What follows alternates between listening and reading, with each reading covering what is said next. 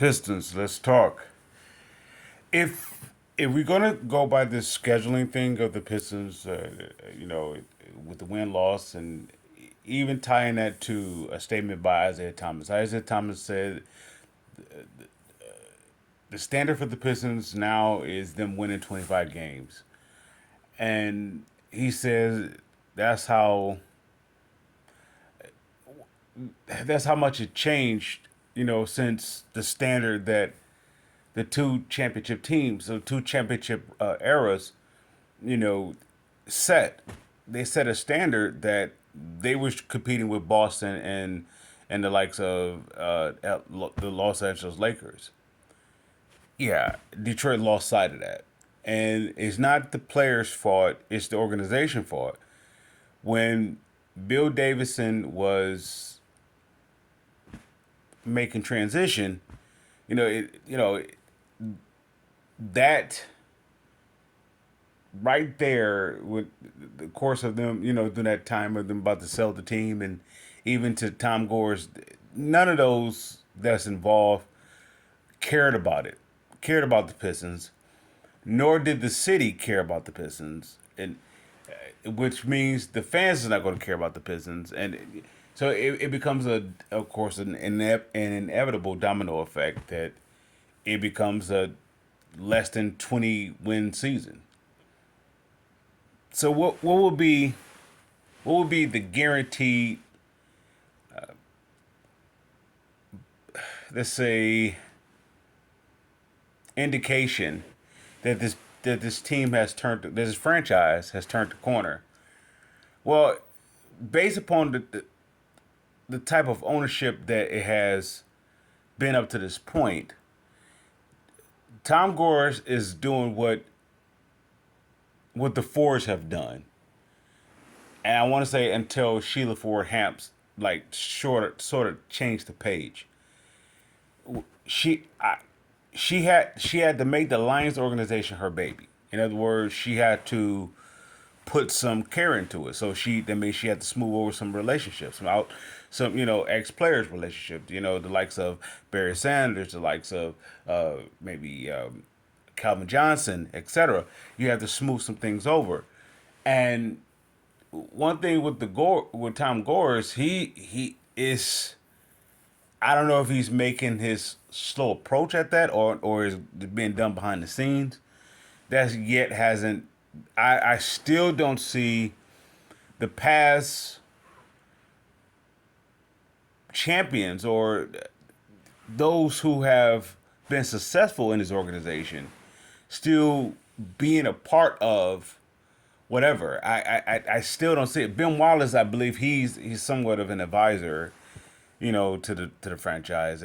Other than that, where is, I don't get it. So with that being said, I don't see this team turning the page, even with the new so-called face paint. They're doing the same thing what the Lions did.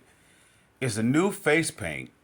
They painted a building to make it look though that it's new. Yet it's still the self same structure of the losing ways. Now, was going to the reason why I say that, because they're babying Cade, they're babying Cade Cunningham as, and every championship team that I've seen in with the Piston organization, the lead guy was never babied. Ben Wallace was never babied. Notice I didn't say Chauncey Billups, because Ben Wallace was there before Chauncey Billups was ever was there. For Ben Wallace was there during the Till era. With that said, when I look at the likes of Isaiah Thomas, they didn't baby him. With Cade is, you gotta get Cade some help. Cade need this. Cade need that. There was never said that about Ben Wallace. That was never said about the likes of Isaiah Thomas, because they had to earn it. And once they earn it, that's when they start to, the franchise, the general manager and the president. That's when they, even the head coaches, start putting their heads together and say, okay, let's start building around this, whatever. They gave Cade $200 some million off of nothing. Off this, well, I guess that's how the league is off of potential, which is going to take the Pistons organization away from the legacy of the likes of the Bad Boys and the Going to Work crew. This is putting in mind of that the first go around of the Teal era. It put me in that mind, and there's also put me in the self same mind of after Joe Dumars pretty much left office, and it's put me in that self same state that it's going to be some success like with Stan Van Gundy and even the likes of Doug Collins when he was here. There was some success here. It just wasn't legendary success. And I still, as long as they're babying around Cade, and what I mean by that is Cade put me in the mind of the Grant Hill era. You will have to put another star next to Cade, unless you have a budding star and Clinton and Holland or Asar or Doran or even Ivy. They may be the Allen Houstons of the world. We saw when Allen Houston was with the Pistons, and then once he left the Pistons, he took off. Right? I could see the likes of any one of those players that I just named. This team is going to be interesting. I don't have them at 25 wins. I have them at 41. That's my standard. You have to be at least 500. Anything else is unacceptable. Is this the NBA is not that hard to win. I mean, win a game. It just you as a Piston player, where what is your standard? As an individual Piston player, what is your standard? Are you still doing it for the hype? Until you start playing for the city, until that Piston DNA blood run through your veins, it's going to repeat the self same thing. So with that being said, they're gonna have to do it one or two ways. They're gonna have to trade their young assets to get them a nice budding star, not an injured star, not a snub star, not a star that that's overly hyped or overly, I don't know, I guess you could say overly blown as like something significant. They're gonna need a star to satisfy Cade. The way the NBA is, you're gonna have to go get the talent versus develop the talent. If the Pistons actually have the pieces to go get another star next to Cade, and I'm not talking about like a Zach Levine All Star type of star. I'm talking about a legitimate star next to Cade, where they equally impact the game as well as Cade does. When you think about Grant Hill, you think about Grant Hill was by himself. When you think about Ben Wallace, he was by himself. When you think about the likes of Isaiah Thomas, he was by himself. Until they did one thing. With the Going to Work crew, what they did with Ben Wallace, they brought him someone else. They brought him Rasheed Wallace. Well, everything that what Ben Wallace couldn't do offensively, Rasheed Wallace could do, and everything that they needed to complement Ben Wallace, Rasheed could do. That's. I don't know if that was the plan. That was what they end up doing, and that's what solidified their championship. Now, when you look at Isaiah Thomas, it worked a little differently. The best compliment to Isaiah Thomas, of course, you could say, the likes of inside outside. Well, they really didn't have a dominant low post player per se. The closest they had was, I guess you could say, arguably Adrian Dantley. So they had to do it on the outside, perimeterly. They did it elsewhere. But they substituted low post scoring for defense. And they brought in two juggernauts when they brought in John Sally and Dennis Rodman. That changed it. You could say the best compliment to Isaiah Thomas was, you could say, Vinny and Joe Dumars. You could even throw in John Long when he was there. You could say it that way. With this current team, what is the best compliment to Cade? The best compliment to Cade, I'm going to say, is Tobias Harris, and I'm going to say with a close, it's going to be a combination of a different impact. He's going to need Ron Holland to be Ron Holland. Ron, let me phrase that. In my how I don't want to say wishfully think how it's going to play out. I'm going to say Asar is going to take that next. Duran is not going to resign with the Pistons. Not that he don't want to. I think he's going to be traded. I don't see him as a Piston long term, Jalen Duran. I'm leaning towards more so Ivy being long term Piston, and him and K figuring it out. If they're working out together, if they worked out together in this past, off season, you know, I see they giving it a try to try to complement one another. I can see Ivy staying more so than I could see Jalen. But of course, I can also see why they would be in favor of bringing in, of resigning Duran. But Asar Thompson is the he's a combination to me. He could be the Chauncey. Forgive me. He could be the Rasheed Wallace to Ben Wallace, or he could be the Lindsey Vinnie Johnson to for the likes of Isaiah Thomas. With that said, I this franchise is in a hole. I if let's say let me go here.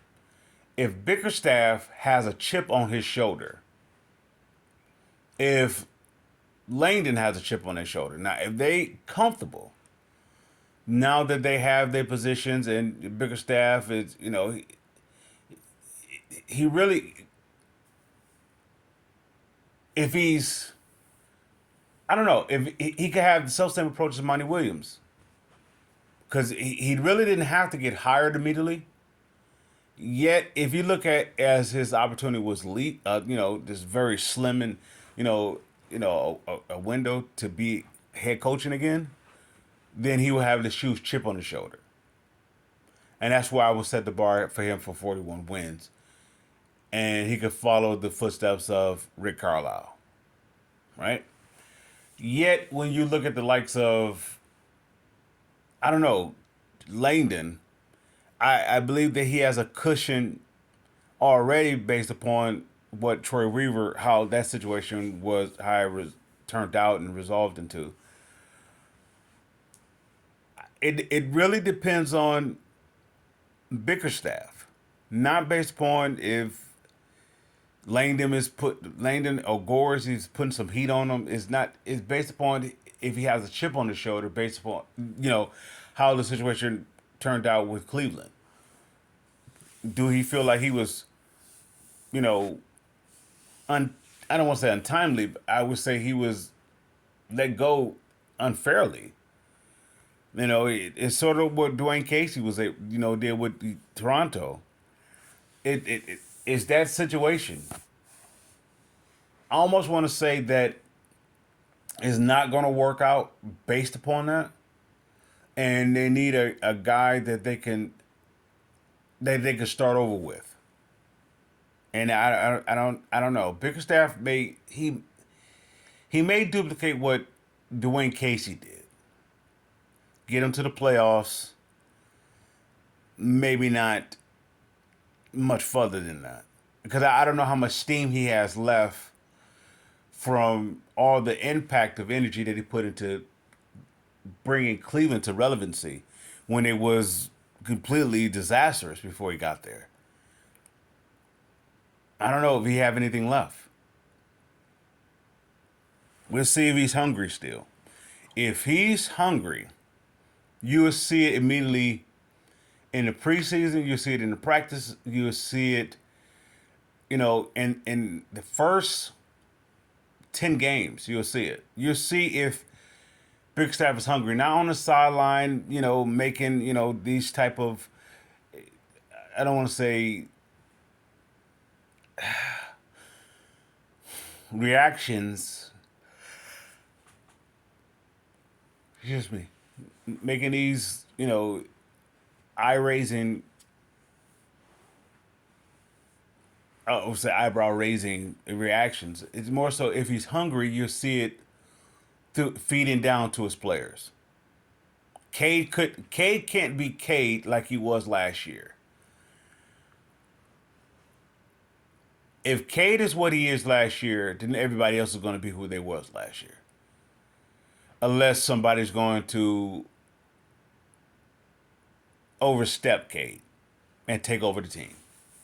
They have candidates that's able to do it, and I have three likely candidates capable of doing it. I'm going to say Asar, Holland, and Ivy. All three of those are likely candidates if Cade game doesn't evolve to the next phase this year.